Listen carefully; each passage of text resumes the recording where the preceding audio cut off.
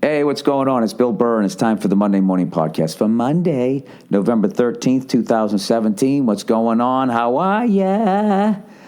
What's going on? I am in New York City. Boom, boom, boom. Ba-da-da-da-do-da-do. Oh, that's actually Hollywood. What the fuck am I thinking? It's not a New York song, right? Ba ba ba da ba ba ba ba da ba ba ba ba. That's Hollywood, right? That's a New York song. Start spreading the news. Right? I don't fucking know. I'm all over the map here. I'm winding down this trip. I just wrapped up my acting gig on Front Runner. I want to thank everybody that allowed me to be on that movie. I had such a great time. I met so many great people on that shoot, and the last night of the shoot, I actually got to do a scene with the star of the movie, Hugh Jackman, and I can't even tell you how great that experience was. He might be one of the nicest guys I've ever met in my life. Totally cool. Big guy too. He's like 6'4" or something. Big guy. Totally cool, nicest fucking dude ever. Then you start doing the scene, right? And if his character in the scene was getting mad and like frustrated with us, dude, and he went into that Wolverine thing a little bit, I was just like, Jesus Christ, I would not fuck with this guy. Just an amazing, amazing actor. And it was the coolest thing. Like on the last night, we had like two things to shoot, like one quick thing in a car, and then the whole rest of the thing was us, like me and two other actors and Hugh Jackman, and it was just like, we shot that the whole night. And it was one of those things where you're like, I wouldn't really care if we continued shooting this scene tomorrow. I'm having so much fun. You know what I found out? I like to run when I act. This scene involved me running before I delivered my lines or whatever, and I found that I really liked that. And I was just like, wow, no wonder I always like William Shatner and T.J. Hooker. I know I've talked about this before, but if you ever watch T.J. Hooker, I don't think in the history of television they ever made an actor run farther than they made William Shatner, who was well into his 50s by then. They would just have like the master shot of the scene. And I don't want to get all Hollywood here on you.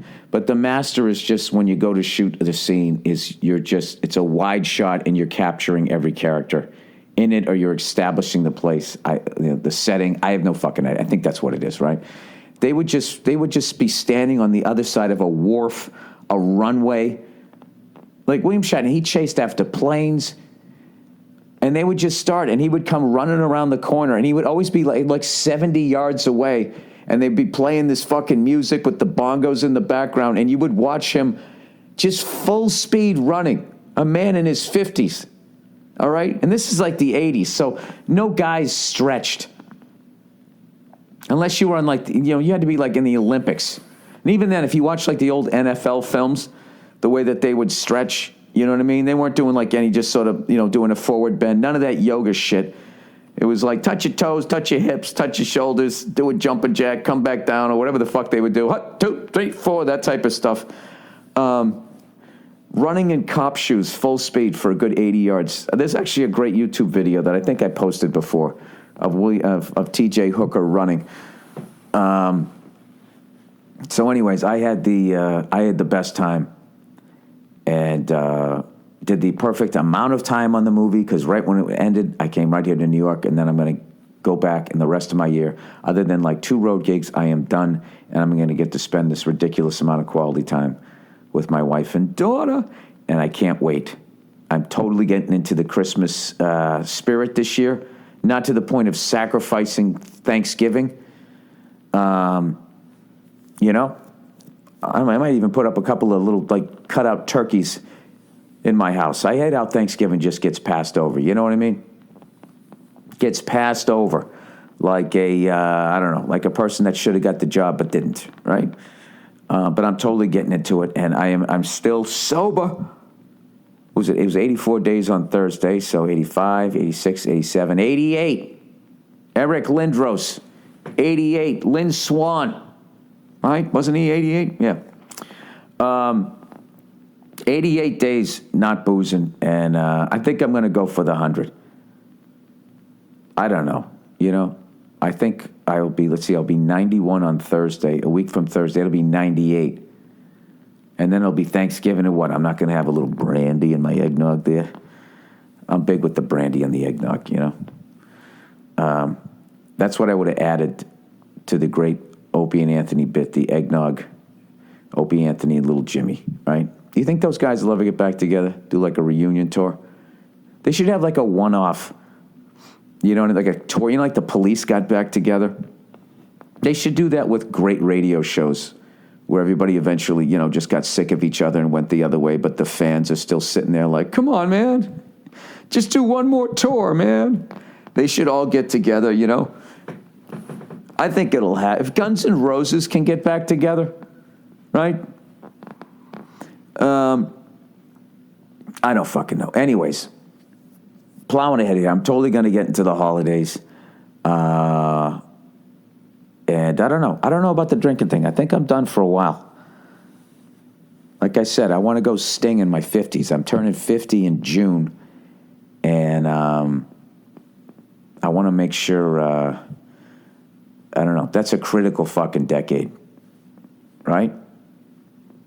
That's that one. I mean, people like fucking die in their 50s. So I got to...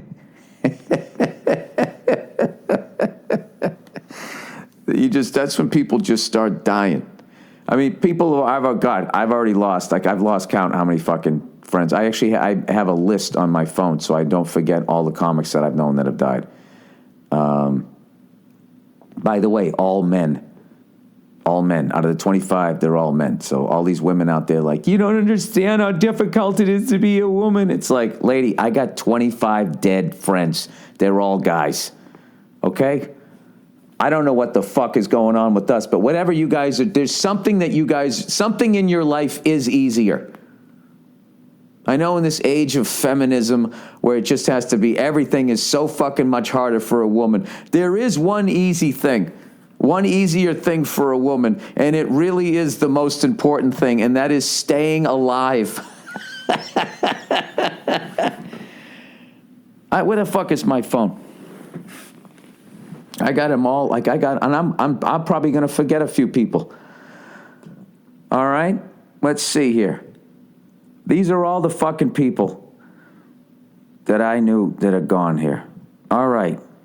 It all started with Mitch Hedberg in March, I think, of 2005. Mitch Hedberg, Freddie Soto, Mitch Mulaney, Robert Schimmel, Bernie Mac, Dave Fitzgerald, Kevin Knox, Bob Seibel, Bob Lazarus, Rich Seisler, Otto from Otto and George, Greg Giraldo, Patrice O'Neill, Todd Lynn, Sam Brown, Charlie Murphy, Scott Kennedy, John Purnett, Richard Jenny, Mike DiStefano, Ralphie May, and Pete Cummins.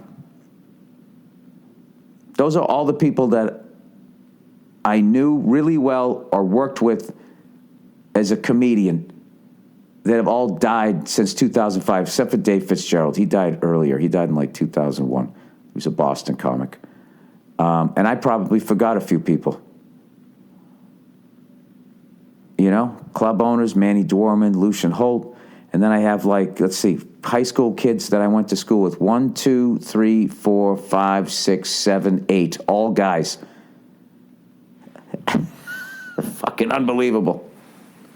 You just don't understand sometimes what it's like to be... I know. I'm sure it's fucking... much more difficult in a lot of ways, but I'll tell you, the most important way, staying alive. Let's not forget that. Anyways, so I did the new West Side Comedy Club, and it was I just the perfect layout. And I also love too, it's right around the corner from the Beacon Theater. So I've gotten to play there a couple of times. But what I also love is if I was a young comedian starting out, it's really like this motivational thing where you walk out and then you walk around the corner and there's the Beacon Theater and you can kind of be thinking, someday maybe I'll be able to play that place. That's the type of shit that used to get me motivated when I was starting out. Although I don't know about playing theaters.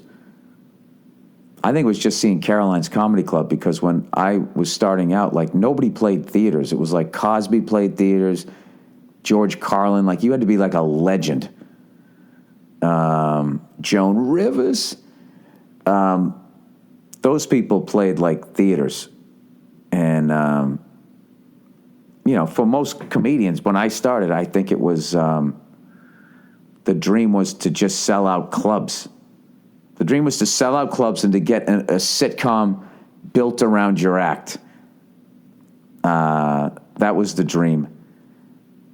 And then somewhere along the line, it switched. And a lot of people talk about, social media and blah, blah, blah, and all that. I think the biggest thing that is created, one of the big things that people forget as far as like how all of these comedians now are big enough of a draw to play theaters. I think one of the best things that happened for comedians that nobody brings up is Napster. And online file sharing, air quote, sharing of music, which was really stealing music, that completely destroyed the music business and their ability to make stars. You remember Virgin Records? Remember you would go in there and they had that little CD listening thing and they had like the top 10 or the top 20 CDs and there'd always be like a new band in there? It's like they were feeding, bringing new people in. And once Napster came out and then there was the LimeWire and all of that shit and then iTunes and all of that, what happened was, am I going to use this term? There was an arrested development of new, like, when you look at like the amount of bands that broke through in like the last 10 years that were suddenly able to sell out arenas, it's like a handful of bands or people like Lady Gaga, Bruno Mars, was that 21 Pilots? There's very few that got that big. At least not as much as they used to, I feel. I might be completely wrong on this, but if I'm not mistaken, there was like the MTV Music Award had like the same five artists for a long time, were with a few new ones, but like Jay-Z, Kanye, and like, I don't know, I'm not so good with all of the youngest people stuff, but they stuck around forever at those music awards because there was not these new people coming in.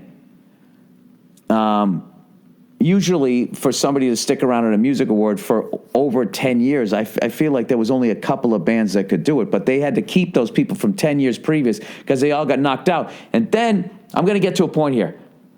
So everything became a quick little bullshit. I don't want to pay for it online. And I think, and everybody who went online either wanted to fucking watch someone do something incredible on a skateboard, some X Games shit, or you wanted to watch people fail and you wanted to laugh. And I feel like stand-up comedy fit into that.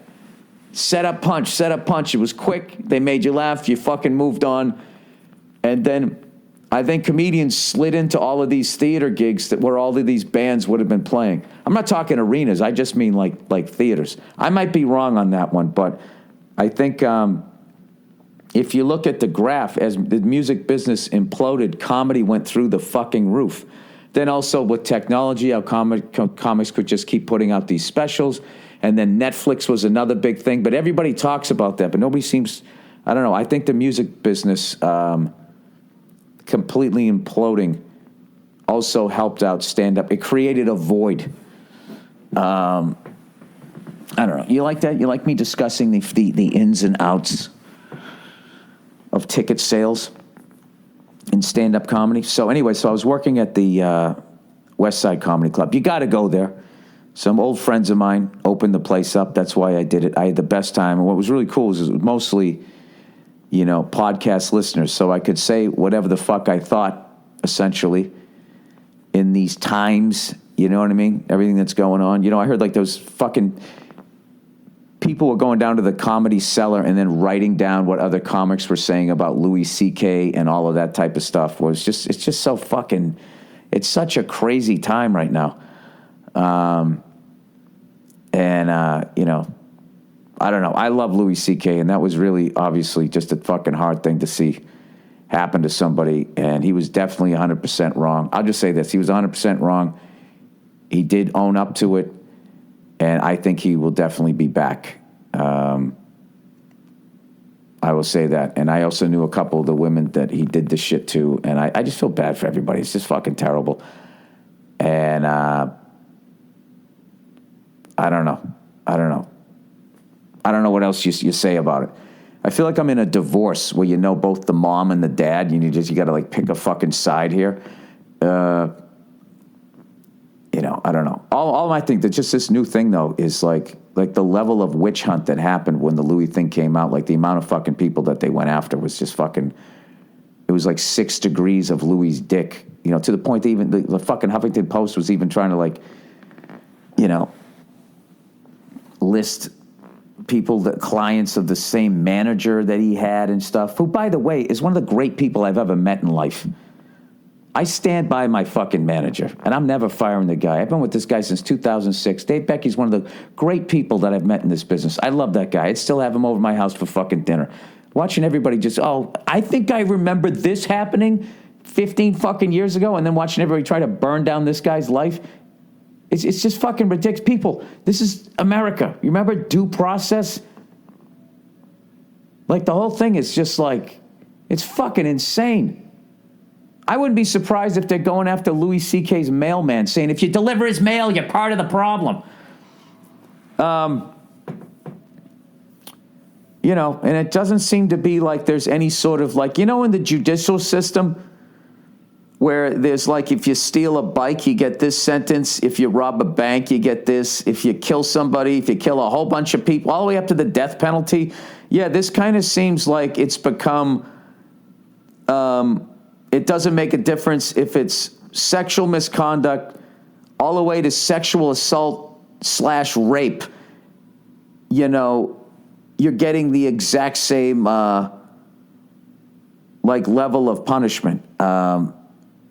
So that's only my question, okay, out of all of this, because he was definitely wrong, obviously. I mean, there's all obvious shit that I'm saying, but does the punishment match the crime? Because, sexual misconduct, when you talk of sexual misconduct, like I don't know how many podcasts I would have to do to tell you all the stories of sexual misconduct with just women as a stand-up comedian who used to go out after his shows selling his posters and all and taking pictures with you. Just the fucking women, okay? And I'll tell you, it was never any of the young ones. It was always these middle-aged fucking women, couple glasses of red wine. Oh, God, and they come at you with their va-va-va-boom energy, and you'd be like, oh, no, here we go. That's my advice. Young male comics out there, young female comics, there's plenty of information out there for you now about watching out for creepy guys, but I don't think there's anything out there for young male comics. I will tell you this, okay? If you're going to go out and meet a crowd afterwards, when middle-aged women, you can tell they've had too much wine beyond the fact that they're sort of teetering on their high-heel shoes with their old feet sticking out of them. You just look for the gray teeth. All right, and a little bit too much makeup, and then they got the girls out a little bit. Just fucking watch yourself, okay? Because that's the old cheerleader who is not aging well and is freaking out that guys don't find her attractive anymore. And I'm telling you, they're gonna come up to you, cover your junk. That's all I'm gonna say. Dude, I had a woman lick my neck one time, and I'll tell you, worse than the touch of her tongue, her old-ass, disgusting wine breath tongue on my fucking neck, worse than that was I felt her breath right before the eagle landed. And forget about gay guys. Jesus Christ. I got to do another half podcast on that one. We're just talking about sexual misconduct. I always wanted to rub your chest. The fuck did you just do? I remember one time, and this is the thing about a guy. When it happens to a guy, it's just funny. Just for the simple fact that, generally speaking, You can overpower whoever the fuck is coming at you. I'm not a little boy. So I get why nobody gives a shit when this happens to a guy. I get it. I remember I was dating this absolutely lovely woman, beautiful woman. She danced on Broadway. She was such a sweetheart. I loved her to death, and I completely fucked it up because I was an angry young man. So I'm sorry to her, right? So she was dancing in this thing called Broadway Bears, which was like they used to do this thing to raise money. It was like a burlesque show. So it wasn't like this creepy titty bar thing. It was just, if you ever go to a burlesque show, which my wife took me to one to see that Dita Von Teese, I was just like, are you fucking kidding me? She's going to take me down here to go see, basically go to a rated PG-13 strip club? I have the coolest wife ever. And then I got down there, and I think I was the only straight guy there, and it was like mostly gay guys, right? And that's what this Broadway Bears thing was. And it wasn't like the creepy Hooters vibe. So it's actually better if there's a bunch of gay dudes there, because I always did that whole, I like Hooters, strip clubs, titty bars, and all that shit. It's just like, that's something that's like fascinating when you're like in your 20s, I think. And then somewhere, if you're progressing, if you're maturing, at some point it just becomes gross, or at the very least, like, this is fucking stupid, I want to go out and get laid. I'm going to sit here looking at naked women who aren't going to fuck me. This is stupid. While losing a ton of money paying for watered down drinks. What? No, I don't want to eat in here. You're in the sex industry. Get away from me. I want to order some food, right? So I go down to this Broadway Bears thing, right? And, there's all these fucking layers. There's all these smoking hot women doing their dances and stuff. And then there's all these shredded dudes. So all the gay guys are going nuts about the dudes. And I'm looking at all these women going like, oh my God, right? Fucking dancer legs. They were incredible, right? Oh, by the way, they also were really talented. Right? So the fucking show ends. And I'm waiting for my girlfriend at the time to come out. And this fucking, out of nowhere, this guy came up and just smacked me on the ass. And it wasn't like it was like if you were playing football, it was good game. But at that place, it wasn't. This guy wanted to fucking hook up with me. Dude, he hit me so hard, like I almost fucking got whiplash. And I fucking turned around, and I can't say what I said to the guy. But I made it clear to him that I wasn't gay. And I'll never forget, he just like put his hands up and was like backing away. And I remember when he put his hands up, the dude had these fucking guns. And I was just like, I don't know what this guy's thinking right now, but if he wanted to do something, I don't know if there's anything I could do about it. I'll never forget his big, hairy, gay arms just coming out. Oh, I'm sorry, I just fucking... No, he didn't even talk like that. I'm doing like the hacky gay voice. He had just like a regular dude voice. And, oh, dude, I got a zillion of those. Fucking zillion of those fucking stories. If we're talking sexual misconduct here. And you know what's funny? Is the reason I stopped going out after my shows wasn't all of those fucking witches of Eastwick, drunk bitches coming up to me doing God knows what, right? Just crossing all kinds of fucking lines. Like you're a cartoon character. What made me finally stop was that time the guy went to take the camera out to take the picture of his girlfriend or wife, and a loaded 9mm fell on the fucking ground. And it was right on the ground, and I should have kicked it away, All the episodes of Starsky and Hutch I watched, I didn't. I just froze. I pointed at the gun and I went, dude, what the fuck? And I let him bend down and pick it up. And I just stood there. I've never felt more white in my life. You know what I mean? Just classic cul-de-sac like, hey, Frank, I believe you dropped your pistol. Thanks, Bill. Blows my fucking brains out. Oh, you hear that? That's my alarm. I got up a little early. So anyways, people, I think it's a great thing that all of this stuff is coming out, because there's no way that women should have to be tolerating this. They've tolerated it way too long. But can we stop short here of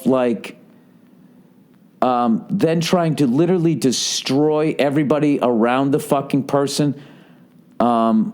over social media and no burden of proof whatsoever. These are like real people that you're going after, okay? You know? These people that are around these people that have done horrible things. They have wives, they have kids, they have families, they have mortgages, you know? And just fucking willy-nilly, oh, somebody just said this on Twitter, it has to be true, and just pile on and blow on the ashes and try to turn it into a fucking inferno, is also not right. Okay? And I feel really bad for my manager and what the hell he's going through right now. I really do. And I'm not going to be one of these fucking people. And I hate how this whole fucking day and don't say anything, man. It's not worth it. Don't say anything. So I'm just going to leave this guy who's been a friend to me for fucking 11 years, guided me through my career. My career went through the fucking stratosphere with this guy. I'm just going to leave him twisting in the wind. Go fuck yourself. Dave Becky's a great guy. Anyways, plowing ahead. What do we got here? Let's read a little bit of. No, you know what I missed? I missed the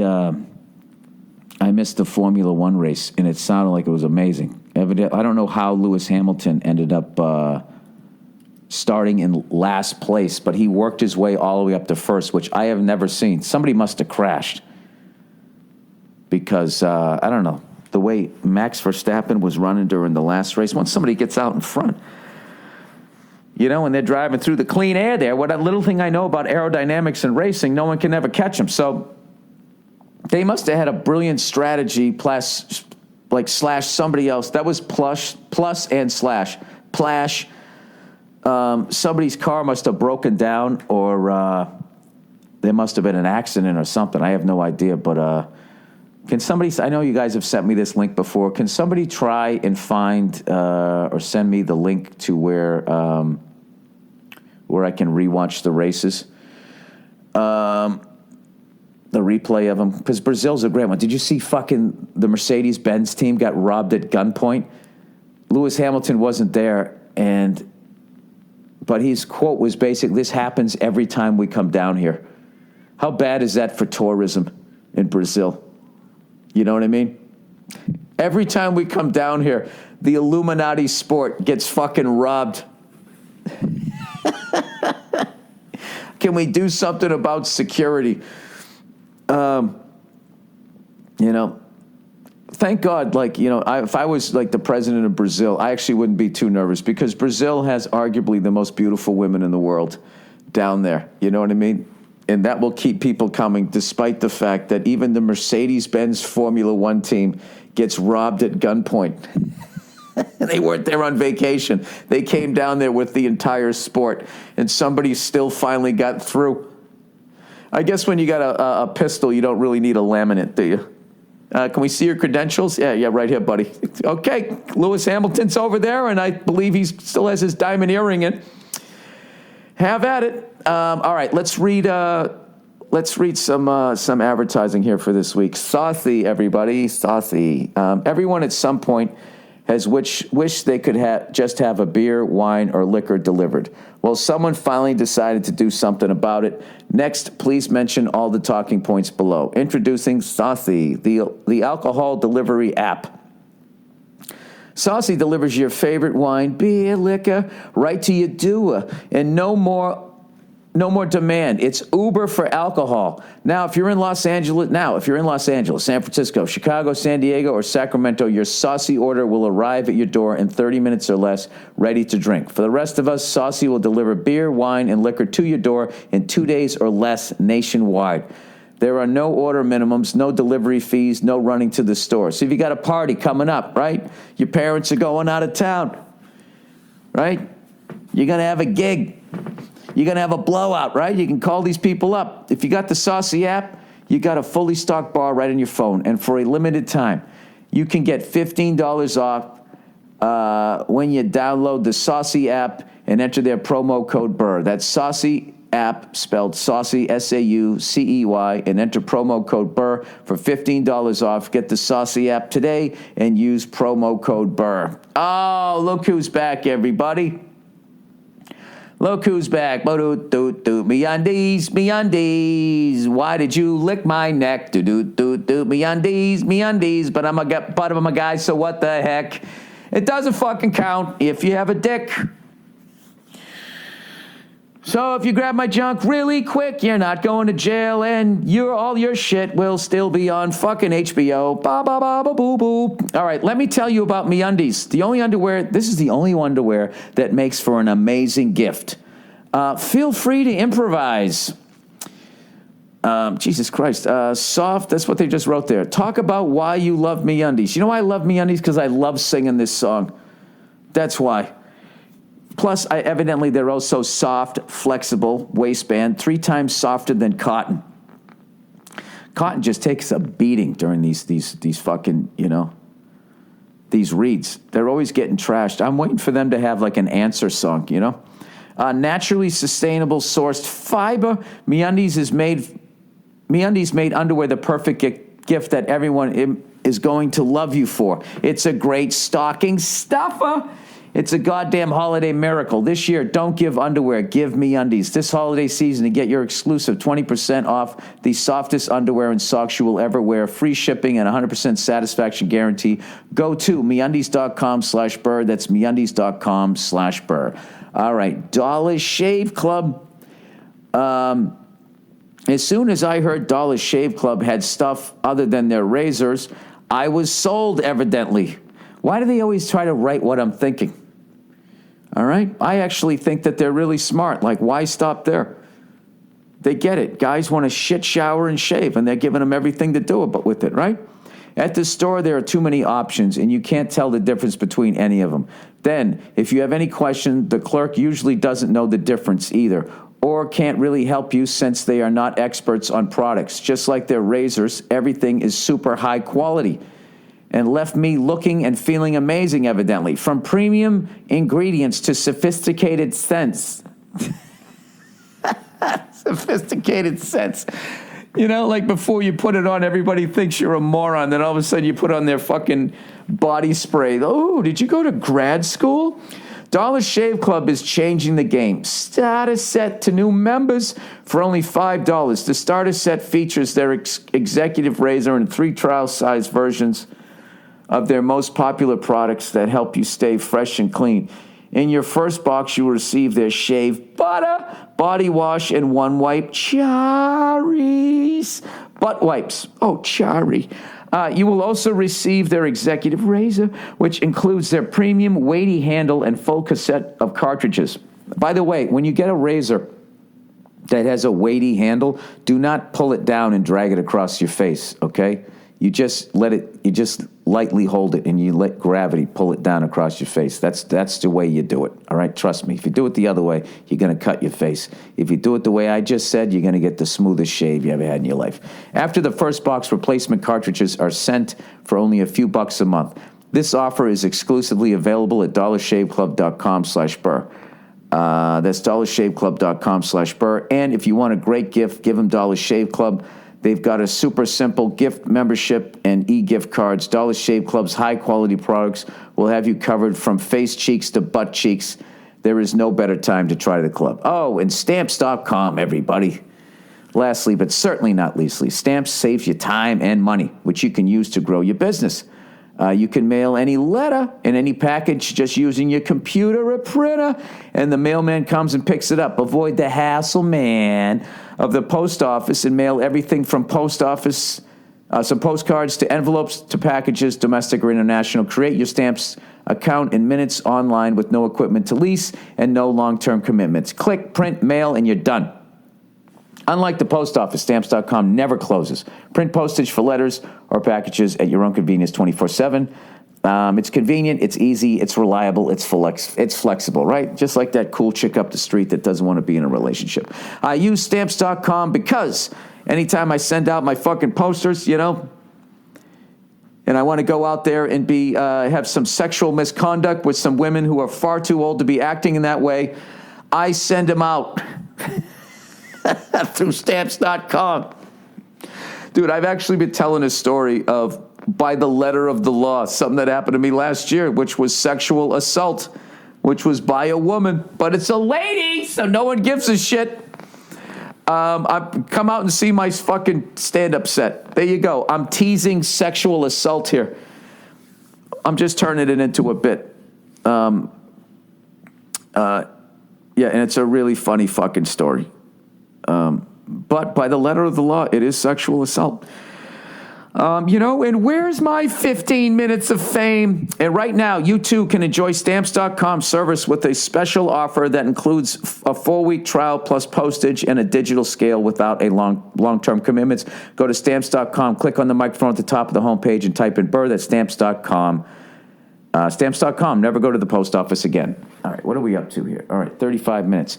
All right, so one of the other 2 reasons why I'm here in New York, okay? 3 reasons. I did the West Side Comedy Club. Bam. On Saturday night, I did Michael J. Fox's charity,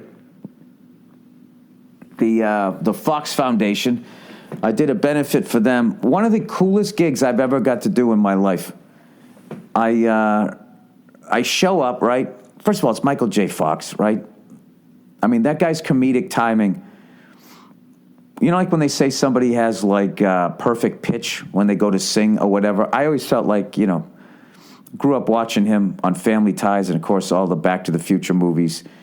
And his timing was just like, was impeccable, right? And it makes it look really easy. But just as a fan of comedy and everything, I always loved the guy. So I realized I was going to get to meet him.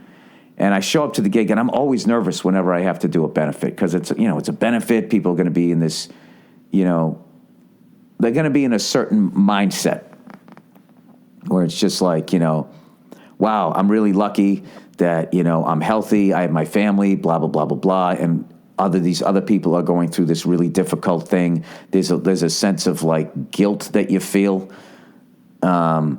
Just all of that type. It just puts the crowd in a certain mood where then all of a sudden they go from laughing to everything that you say is just like, oh, ooh, boo, Those are the sounds I usually hear at benefits. So I'm always a little apprehensive. And in my head, I'm sitting there going like, all right, how can I navigate this situation? Because there's what I want to talk about, and then there's what I should talk about just to get through this, right? So I show up, and one of the first people I saw was Eugene Merman, who I hadn't seen in a while, and I was so relieved to see another comedian. I was just like, oh, thank God. So we both were just sort of laughing, talking about how, all right, it's a benefit. How is this, what's going to happen? How is this one going to go down? Hopefully this is going to be good. And as I was talking to him, I heard this amazing band playing in the background. I was like, it sounded so good. I'm like, is that live? That's unreal. But we were back in the green room. I was like, I got to check them out. And right as I went to go out, this guy comes walking by. He goes, "Hey, Bill Burr, how you doing?" He's like, "Yeah, I've seen your stuff, man. You're funny." And I said, "Oh, thanks a lot. I appreciate it." I go, "Look at you. You're dressed all sharp." I'm like, "You going up tonight?" He goes, "Yeah." I go, "What do you do? You a comedian?" He goes, "Nah." He goes, "I play a little guitar." And I love musicians. I'm like, "Holy shit, man. You playing a band that's fucking great, right?" Turned out that guy was Brad Paisley. I'm old. I don't know who the kids are, right? I have no fucking idea. He went on in the end and was one of the greatest entertainers I've seen in a long fucking time. He goes, I play a little guitar, right? Shreds. Absolutely shreds on guitar. Amazing voice. I said to him after, because I felt like an asshole that I didn't know who he was, but I'm old, I'll be 50 next year, right? I'm loving turning 50. Now this is when you start to have excuses. I'm 50, I don't know things. I said to him, I said, I love about you country guys, all you guys, you can play. I'm not into all the country music, but they can fucking play and they can sing, and it reminds me of hair metal. As much as people trash me for listening to that, those guys could play and they could sing. They could do it live. We'll do it live. Fuck it, right? So anyways, I'm hearing all this band. So I go, I got to go check these guys out, right? After like the third song I heard. So I go to walk out there to see the band playing, and I look there, and I'm looking at the drummer. This is giant, banquet room, and I'm just looking at the drummer, and I just fucking staring at him for like 5 seconds in disbelief. And I look at the woman next to me who was working for the foundation. I was like, is that Steve Jordan? She goes, yeah, he's like really good. I'm like, really good? He's one of the greatest fucking drummers of all time. This is like a bucket list for me to ever see this guy play live. I couldn't believe it. My jaw was on the ground. Like, you got to understand, like, I've been listening to Steve Jordan since, like, I guess when I first started watching Letterman. And I didn't even realize at that point that he played on those Blues Brothers albums. Then I discovered those. I even bought the second Blues Brothers album, Made in America, that nobody bought. I have all of that shit, all of his Keith Richards expensive wino shit. I watched him on with the Letterman band. I go on YouTube. There's a fusion album that he put out. What the fuck was the name of that band? That I can't find the album anywhere.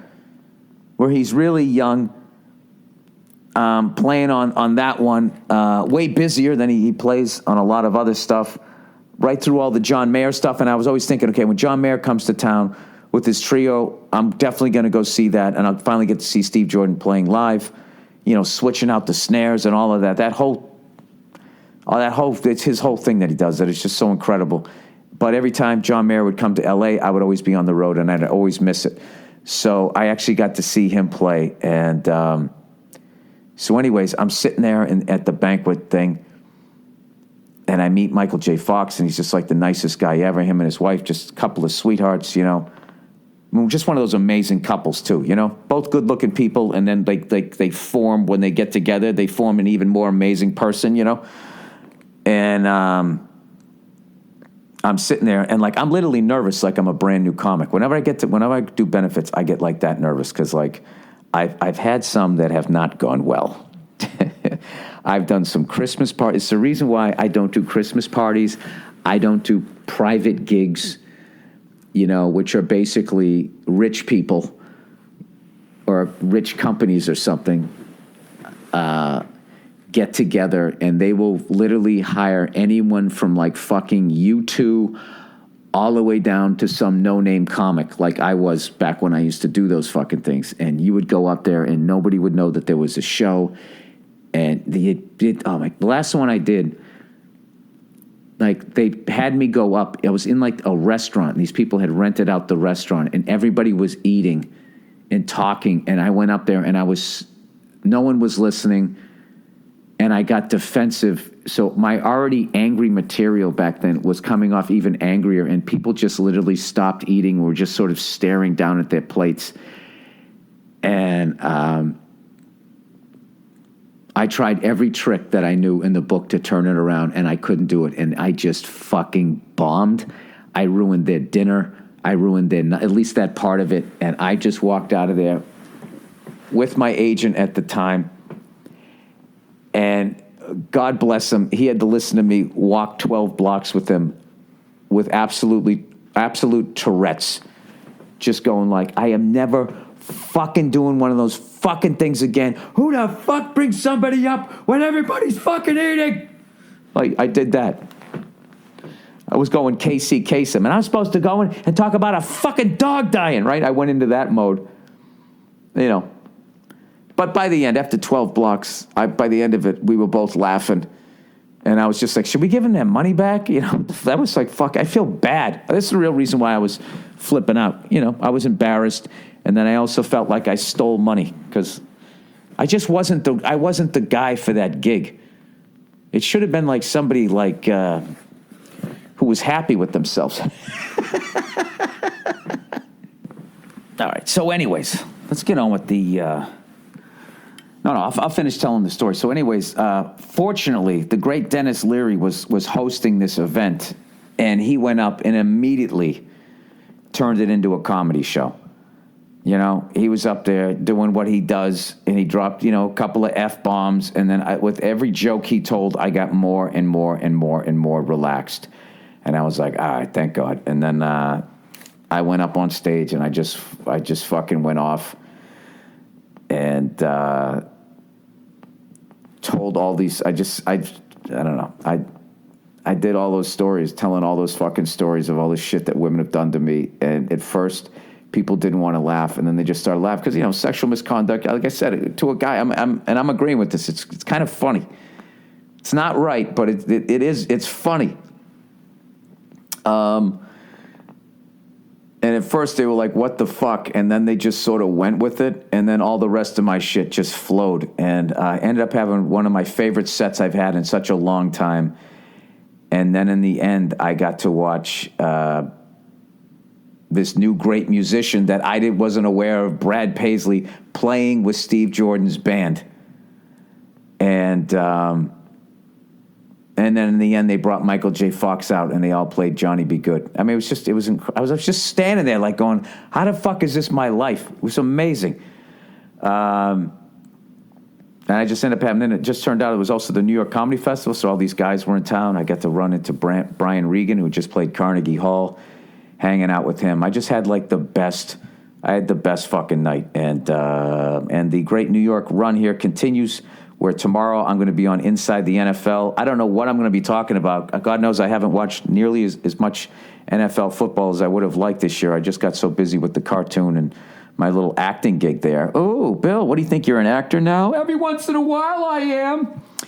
All right, my screen went dark here. Let's type in the fucking password. All right, let's read some of your questions here. All right, not enough women or gays at the Cellar Table. Oh, boy, here we go. Oh, Red Dick Billy. All the controversy in stand-up comedy. He goes, I was hoping to get your take on an article I came across on Facebook called Tear Down the Boys Club That Protected Louis C.K. That's that witch hunt thing that I'm saying. Like, we had fucking meetings every week. All right, what are we going to do here? Say, we're going to... You know? And how everybody else, the second that, evidently, everybody else on the other side, the second that Gawker article came out, you know, immediately took a criminal justice course and just became some gumshoe and went out and bought a giant magnifying glass and walked around looking for clues. All right, it's written by a gay comic who figures basically going after Louis wasn't enough, so he is trying to go after his peers also. Yeah, the witch hunt. The author cries about a certain table at the Comedy Cellar where elite comics like Chris Rock and Jerry Seinfeld sit. Like when the table came about, by the way, Jerry Seinfeld was still doing Seinfeld. You know what I mean? I don't know if they actually had a place called the Table. When I first started going to the Comedy Cellar, there wasn't a table. Comics just went upstairs and they sat all over the place. And I am convinced that the reason why the table was started was because of Patrice. Because Patrice was so loud and so funny and he was just all over the upstairs. They were trying to somehow contain him. He was like Jordan, you know, you're not going to stop him. Let's just see if we can contain him. So I think they just tried to get us all seated in one area so they could at least be like, okay, sit down and fold your fucking hands and listen to the teacher, right? That's how I remember it anyway. So he goes, he also has never even tried to perform at the Cellar himself. It's kind of like a fourth grader crying to the teacher because the cool kids won't hang out with him. The article implies that by not speaking up about it, the Cellar comics were somehow protecting Louis, even though they were just rumors until recently. Also, the owner of the Cellar, where are we? My fucking screen went dark. Sorry. Also, the owner of the Cellar had some great things to say in the comments. Here's a link to the article and go fuck yourself. Yeah, I read it. And, you know, to be honest with you, considering this guy's also a fellow comedian, I feel bad that was his perception. I feel bad that was his perception of what the table was because, you know, the table was like, I don't even know how to explain it. Like, that was something like the level of pounding that you had to take. You had to go there and just basically get ripped to shreds. And then what everybody at the table wanted to do, and it wasn't doing it to just be mean. It was just, it was just this comedian thing. So you'd sit down and like you'd sit down with like whatever you were hung up about with yourself, and they would give another 40 things about you physically that you didn't even notice that you should also be self-conscious about. However, in the end, all they wanted you to do was come back at them and trash them back. And if you did, you were in, regardless. All right? And there was some epic fucking back and forths at that table. You know, and people definitely got mad sometimes, but the table wasn't like what a lot of people who didn't go to it think it was, like this big bullying thing. It was also this amazing thing where, like, I listened to Jewish people and Arab comics going at it, talking about the Middle East. I'd listen to Patrice and, Manny Dwarman, their debates. Colin Quinn was there. And if I remember correctly, Tough Crowd came out of those conversations at the table. And if you watched Tough Crowd, it'd be these comedians talking about these deep issues while trashing each other. And I always felt the table was inclusive as long as you were willing. You had to fucking walk the gauntlet. You just had to fucking do it, and you had to survive it. And then if you did, you actually became a better comedian, because once you got in at the table, then there was this thing, you couldn't not sit at the table. You'd come in and be, hey, Bill, come on. They wanted you to sit at the table because they wanted you to trash you, and then they also wanted you to trash them back. But, I wasn't even part of the elite crew. I wasn't funny enough. I just wasn't. Like as far as, this is just my perception of it, was the table was Patrice, Norton, Voss, Keith Robinson, Colin Quinn, and later on Kevin Hart. Kevin Hart, right? And even he was sort of like just like a rookie.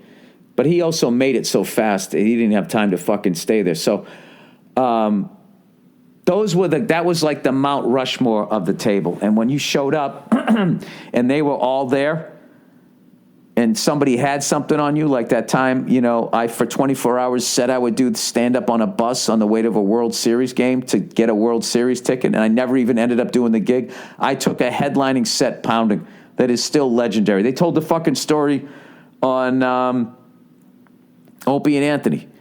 I believe Kevin Hart and them all told the story, man. I got fucking destroyed. So this guy, like, suggesting that it was all, like, everybody was, like, there was this team of people. It wasn't. It was fucking cannibalistic.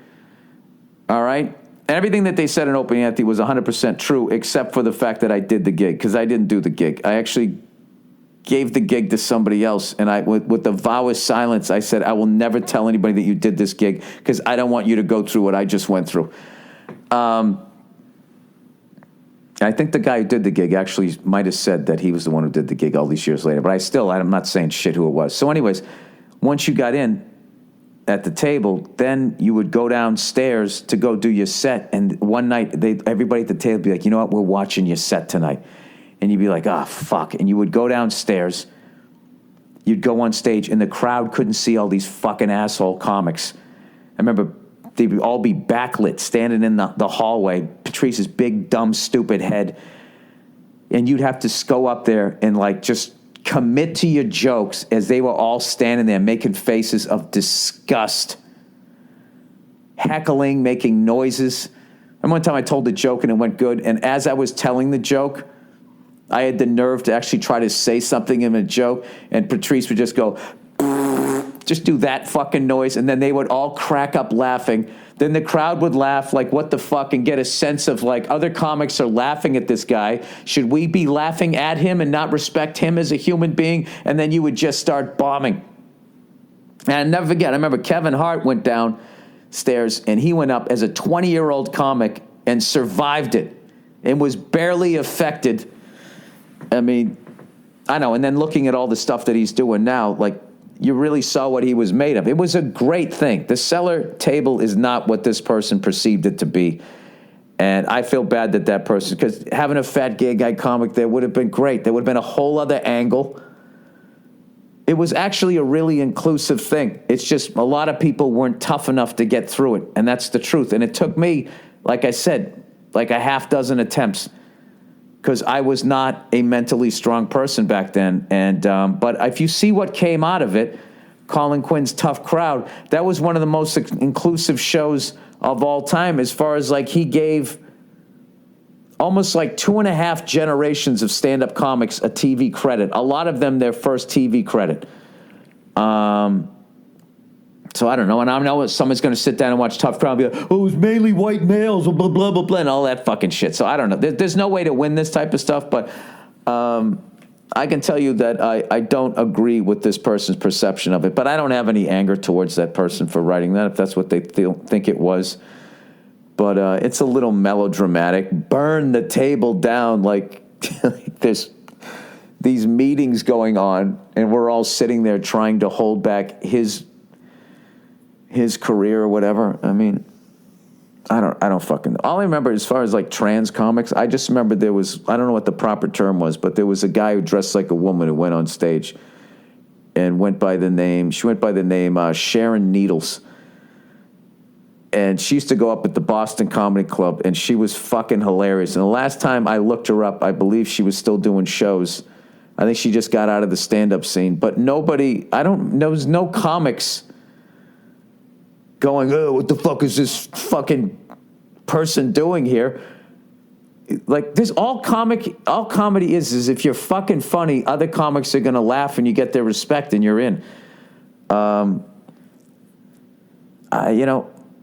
Everybody has a different fucking road, but everybody's just sitting there going like, I don't know what everybody's looking out their own head, and it becomes their experience is fact and truth, and anybody else's experience is bullshit or something like that. So all I'm doing here is I'm telling my side. That's how I perceived it. And I just remember for the longest time, like I remember one night we fucking were outside the Comedy Cellar. We trashed each other for so fucking long, and it was so goddamn funny. It was so late in the night that this woman in an apartment above the Comedy Cellar poured water down onto us to get us to shut the fuck up. And going back, like a lot of moments like that in life, I wish I could have realized how amazing that was during that time. Because as far as I was concerned, the table, this table that this guy wants to burn down, that died.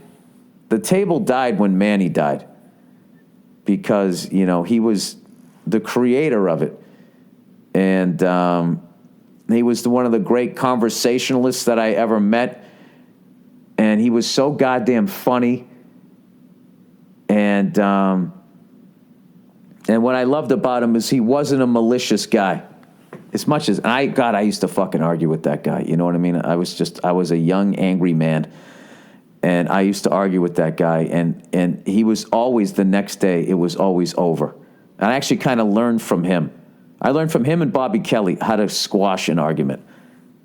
Where, like, how you'd be like the next day, just, because I didn't grow up in a family like that. It was just basically you didn't talk about it, and then you didn't talk for 3 days, and then fucking 4 days later you say, hey, you see the Celtics game last night? Yeah, it was a good game. And then everything was lingering.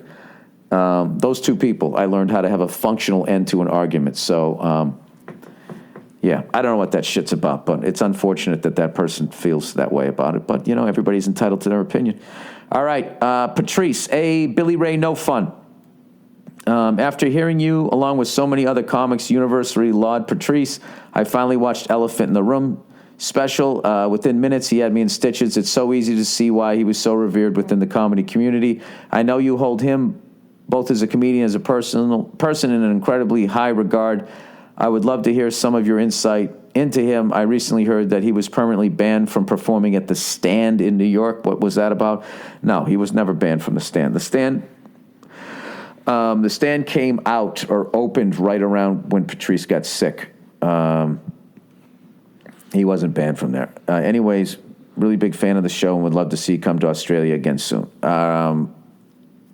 Patrice was getting banned from comedy clubs all the time. All the time, but he was so fucking good, they had to let him back in. It reminds me of when I read this Miles Davis book, and he was talking about Charlie Parker, and when he would party too much and pawn his horn and these clubs would kick him out, they'd eventually have to fucking bring him back in because he was the best, and Patrice was the best, and, as much as he would drive him nuts, you wanted him around. You wanted him around. It's just like the comedy dropped by 40%, even with all the other comics still going there, if he wasn't there, and just the fun. And then they also knew that if they banned him, that none of the comics were going to hang out at their clubs. We were all going to go to where he was. So then they would let him back into the club. And then they created the table. That's how I remember it. That's how I thought that we'll have them all, these fucking lunatics, just have them sit in the back at the goddamn table. So then we were sitting down, and it just, it was just a bunch of dogs in a fucking pit. And then that's how the trashing was already happening. I remember one night, after I took the pounding for fucking the bus gig that I never even did. I remember when Bobby first shaved his head, he came in. And I always respected him for this. He came in, he had like a hat on, and he sat down right at the fat gay guy comic here. Listen to this story. He didn't shy away from the table. He fucking walked right in, sat down, took his hat off, and looked at everybody like, all right, give it to me. Let's hear it. And fucking everybody it was like a Def Jam bit. He took his hat off, and everybody just, what the fuck? He took this fucking pounding, and everyone was getting him, and he was just sitting there taking it, laughing, and all that type of stuff. And I actually thought he looked good with the shaved head, right? And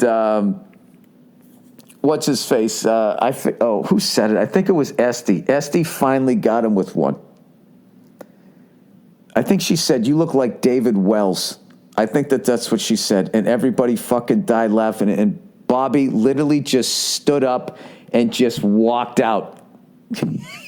And I remember thinking, like, I didn't know you could do that. I didn't know you could walk out. I saw Keith Robinson do that one time, too. We were trashing his clothes so fucking bad. And he was trying to fight back, and he was just feeling that wave was going to crash over him. He just fucking ran out the door, got in his car, and drove home to Jersey. And we kept texting him and calling him, going, you can't do that, you can't do that. He's like, oh, yeah, well, I just did, stupid. He fucking hung up on us, laughed and hung up on us. Oh, my God. I remember that fucking time Patrice, somehow we found out he was home on a Saturday night. He just took like a night off. And Jim Norton fucking came in and said, you know where Patrice is right now? He's at home on a Saturday night, and they all called him up, and on speakerphone, Patrice just picks up. He's like, hello. And Jim's like, what the fuck are you doing home on a Saturday night? You don't have any gigs? And Patrice just fucking roared laughing, and we all over speakerphone trashed him. He was at home getting trashed at the table. And I just remember him he loved every fucking second of it. The table's one of the great things ever. So, don't listen to that guy. All right, I lied to my girlfriend.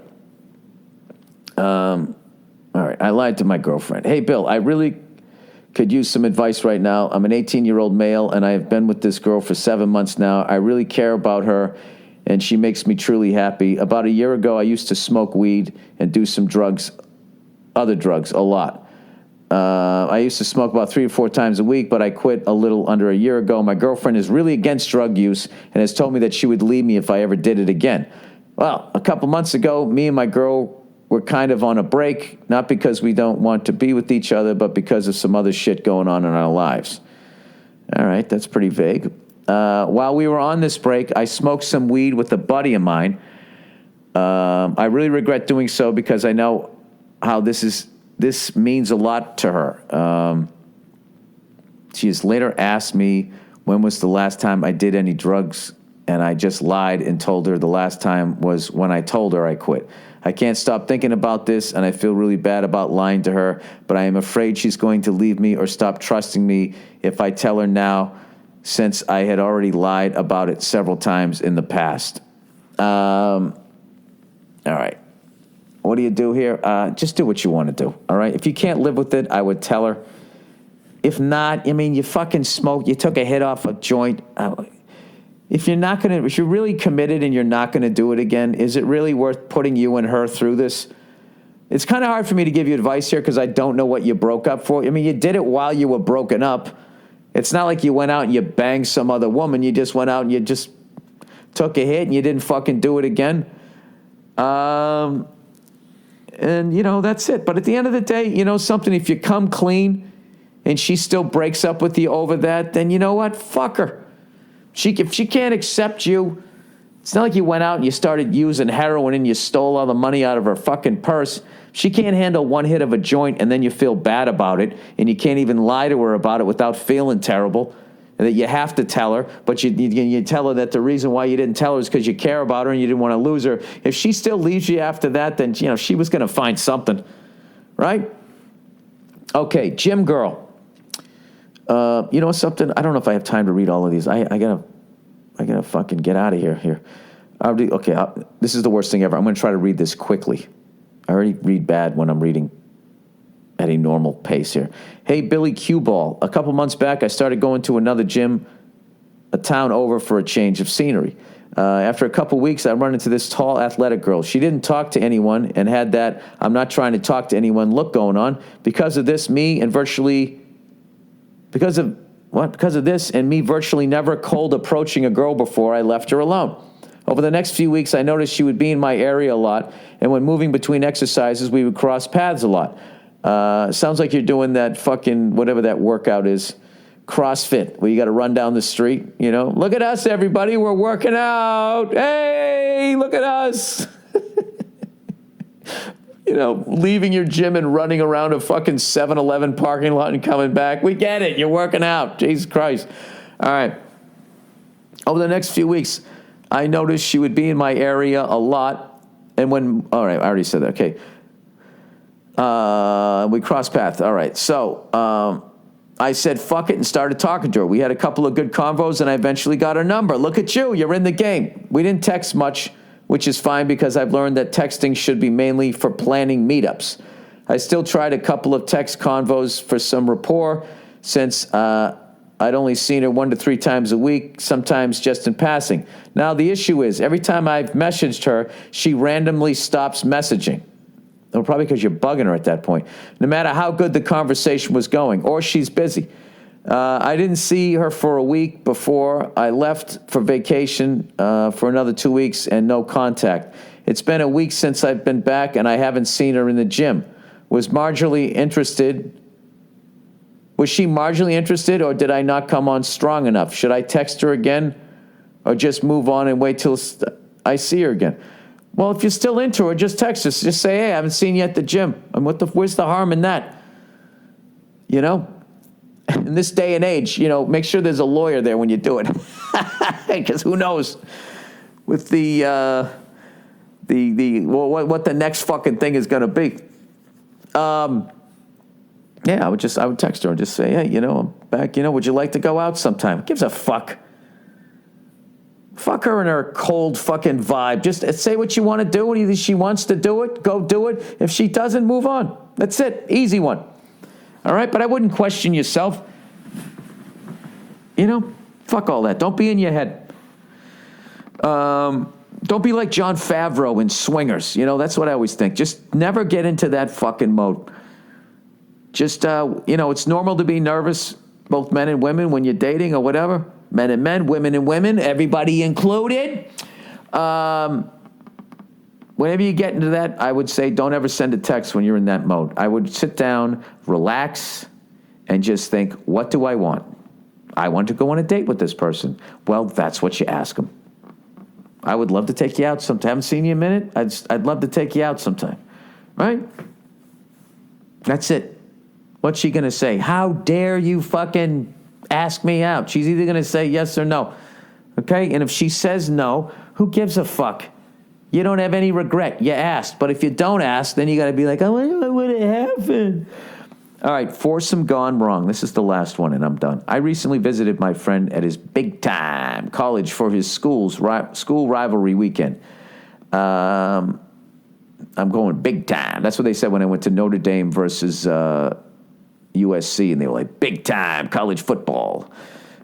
Speaking of Notre Dame got a big-time ass-kicking against Miami. Holy shit, the convicts kicking the shit out of the fucking... I like how they're still called the Catholics and not the pedophiles. You know what I mean? I mean, not everybody at the University of Miami has gone to jail or been arrested, okay? But if you're going to call them convicts, then, I mean, God damn it, we got to go pedophile with Notre Dame, right? It was a great time, and his school won, and at the last second, so the atmosphere was crazy. Later that night, I attended a party at the fraternity he is a member of. Anyways, we meet these two girls and decide to tell them we were actually real life brothers. And we somehow tricked/convinced these girls into having a foursome. How do you tell them that you're related and that they want to do it? Tricked is a very dangerous word to use right now, buddy.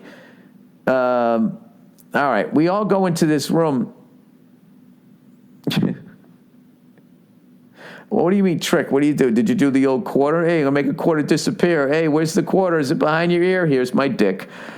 We all go into his room and start hooking up, and since he had a large bed, we had girls on it, and we're banging them side by side doggy style. After what seemed like a while, but was probably 6 minutes, I unfortunately released my champagne of victory. So now it's my buddy and both the girls in the bed, and I'm just in the corner of the room. I really wanted to get back in there, but I knew it would take a little bit of time to get back up, so I decided to look for something to use to start jerking off. Oh, God. I found out what turned out to be my buddy's contact solution and applied it and started tugging.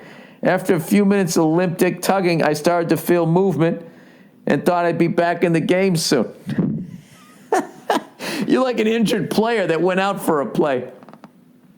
At that moment, my buddy and the two chicks who he was nailing turn around and face me and catch me jerking off. From their perspective, they think I'm jerking off to them. Oh, no. When in reality, I'm jerking it so I can bang the second girl.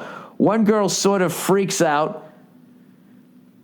I love that she freaks out after fucking thinking that she's having a fucking foursome with two brothers. One girl sort of freaks out and my buddy screams, "What the hell are you doing?"